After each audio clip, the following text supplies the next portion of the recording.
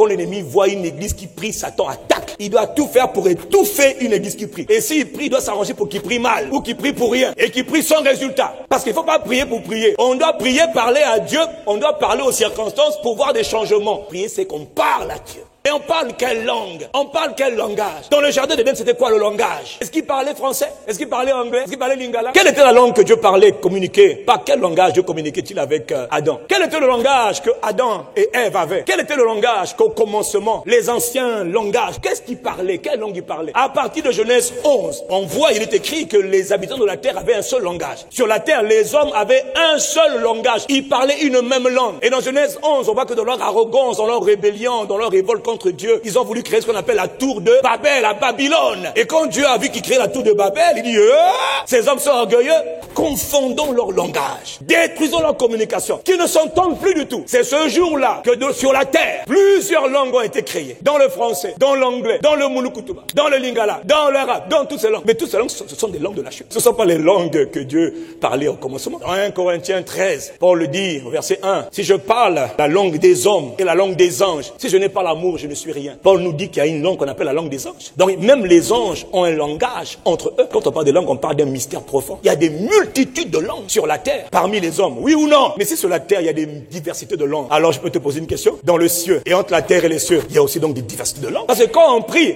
selon un langage. Quand on parle selon un langage. Je parle et toi tu m'entends. Jésus a dit, les hommes doivent toujours prier et ne jamais se relâcher. Si tu dois parler à Dieu, quelle langue je vais utiliser? Comment veux-tu que je prie de 6h à midi avec la même langue, avec mon langage intelligible? Mais c'est impossible. Jésus nous dit, veillez et priez afin que vous ne tombiez pas dans la tentation. Veillez et priez afin que vous ne tombiez pas dans l'épreuve. Oh, mais je ne connais même pas l'épreuve en question. Il dit, veille et prie. Il te parle de prier dans quelle langue? Tu ne connais même pas l'épreuve qui vient. Tu ne connais pas l'adversité qui vient. Tu ne connais pas l'obstacle qui vient. Tu ne connais pas l'ennemi qui attaque. Comment tu vas prier? Sans connaissance? On prie contre l'ennemi qu'on ne connaît pas, qu'on ne voit pas. Comment je vais prier? Délivre-moi de la tentation au nom de Jésus. Amen.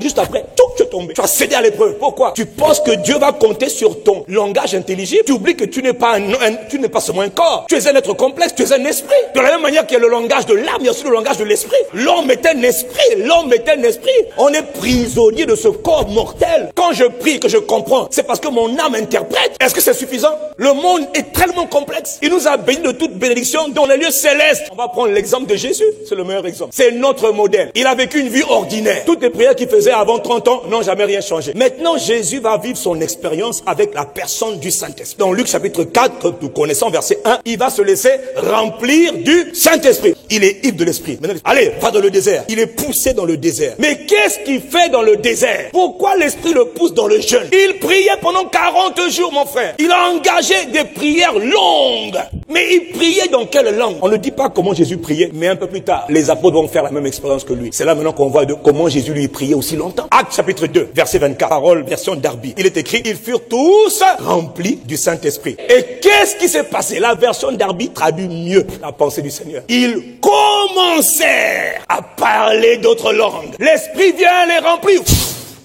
Et automatiquement, ils commencent. La caparadoko et pakaradako. Oh, on dit c'est quoi cette langue-là? C'est quoi? Qu'est-ce qu'ils font? Qu'est-ce qui leur arrive? Ils parlent un langage, des scripts nouveaux, un code ancien. Ils parlent des mystères. Et kokara, ragaga, rodoka, tous 120 personnes. Tout le monde, les braka, l'autre rokokoto. Il y a beaucoup à dire sur le mystère des langues. Pierre va dans la maison de Corneille pour parler à Corneille de la part de Dieu. Et la Bible dit, pendant que Pierre prononçait encore ses discours, le Saint-Esprit descendit sur tous ceux qui écoutaient la parole. Car il est écrit au verset 46, il les entendait parler en langue. Et kokora, makotoka, ribaka, rodotoka, il parlait en langue. Dès que l'Esprit vient, il veut te pousser dans un nouveau langage. Parce qu'il sait qu'il veut faire de toi un roi. Et le monde veut nous ridiculiser en disant, vous parlez quelle langue là? Bla bla bla bla. Vous dites des bêtises, hein? Bla bla bla bla. C'est un secret. C'est un langage crypté. C'est un langage codé entre le divin et l'humain. Entre le mortel et l'immortel. La Bible dit que Paul a rencontré les 12 disciples de Apollos. Et quand Paul les a rencontrés, il leur dit, avez-vous reçu le Saint-Esprit comme vous avez cru? Ils disent, non, on n'a pas entendu parler de la personne du Saint-Esprit. Alors la Bible dit, Paul leur a imposé les mains. Et dès qu'il a imposé les mains, le Saint-Esprit vint sur eux. Et ils parlèrent en langue et ils se mirent à prophétiser. Si Dieu veut faire de toi un homme, une femme qui commande, il doit t'apprendre à parler comme les dieux. Et les dieux parlent pas le langage de l'intelligible. Les dieux parlent un langage que seul le Dieu Elohim peut comprendre. Celui qui parle en langue, il ne parle pas des hommes. Je me moque de ce que les hommes pensent. Ipaka, Raka, Naba. Les hommes disent, qu'est-ce qu'ils ont en train de dire? C'est pas ton problème. Je suis en train de parler un langage crypté, conversation cryptée entre la terre et le ciel, le mortel et l'immortel. Je parle à Dieu. Faites en tout temps par l'esprit. C'est pas avec le français, le lingala, l'anglais, le chinois, l'arabe. Non, l'anglais non. Il y a des langues cryptées. Il y a des langues anciennes. Il y a des langues qui existent auprès de Yahweh. Il y a des langues que Yahweh a données aux hommes. Et quand l'esprit vient, il vient réveiller les langues. Rakapa, Ekakarotoka. Certains sont là. Frère, on va dire de nous que nous sommes des mystiques. Et ils auront raison, parce que nous ne parlons pas un langage ordinaire. Eux, la nuit, ils font des incantations. Les incantations, les enchantements, c'est quoi? Ils prennent des paroles, ensorcellement. Ils récitent des paroles, des formules. Nous aussi, on parle. Nous aussi, on fait l'enchantement. Mais c'est un enchantement différent. Nous, pakara, dakataka, rotokopaka. Il y a des langues. Par les paroles, tu ouvres des portes. Par des paroles, tu rentres dans le monde des esprits. Par les paroles, tu donnes des sentences. Par les paroles, tu exerces les jugements. Mais tout n'est pas en français. Tout n'est pas dans la langue de l'intelligence. Il y a des langues, des mystères qui étaient codés avant la fondation du monde. Mais quand l'esprit est venu, Dieu a dit, je t'ai introduit dans le monde dans lequel tu étais au commencement. Le monde des codes, le monde des secrets. La brochaka, rada, empreko, esiteka, zezeze, zobrokosha.